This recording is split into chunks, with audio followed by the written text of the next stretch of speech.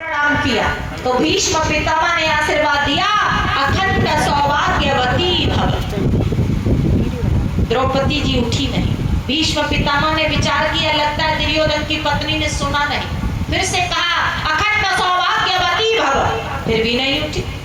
फिर कहा, लगातार 5 बार भीष्म पितामह ने आशीर्वाद दे दिया और 6वीं बार जैसे ही आशीर्वाद देने के लिए चले तो द्रौपदी जी ने मुस्कुरा के कहा, पितामह जो आशीर्वाद आपने दिया है क्या ये सत्य है? इतने में ही भीष्म पितामह को शंका हो गई कि यदि ये दुर्योधन की पत्नी होती तो इसमें इतना सामर्थ्य नहीं कि जो हमारे सामने इस तरह से सवाल जवाब कर सके। ये कोई और है। पूछा, कौन है आप? तो कहा कि मैं द्रौपदी हूं।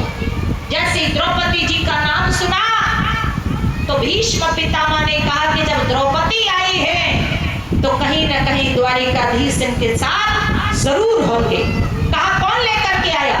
तो कहा कि द्वारिकाधीश श्री कृष्ण। तो धन्य कहने लगे कि धन्य है प्रभु, जिसके साथ आप हो उसे कौन परास्त कर सकता है। और द्रौपदी जी से कहा कि चिंता न करो, विजय पांडवों की ही होगी, हमारा आशीर्वाद सत्य है। कहाँ है द्वारिकाधीश? तो कहा कि वो दरवाजे पर खड़े। दौड़ करके भीष्म पितामह दरवाजे पर आए, प्रभु को देखा, प्रणाम किया।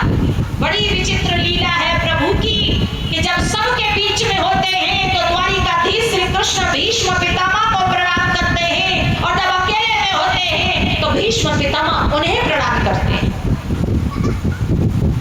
भीष्म पितामह ने कहा कि प्रभु आपने जो भी किया वो अच्छा ही किया है, लेकिन अब हम आपसे कुछ मांगना चाहते हैं कि कहिए कि जब हमारी मृत्यु का समय नजदीक हो उस समय आप बिना बुलाए दर्शन देने के लिए पधारे। क्योंकि जब मृत्यु का समय नजदीक होता है हजारों बिच्छुओं के काटने का दर्द एक साथ होता है।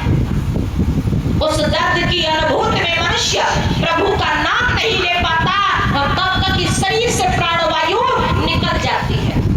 तो भीष्म पितामह कहने लगे, प्रभु हम आपको पुकारे या ना पुकारे, लेकिन आप हमें दर्शन देने के लिए अवश्य पधारे।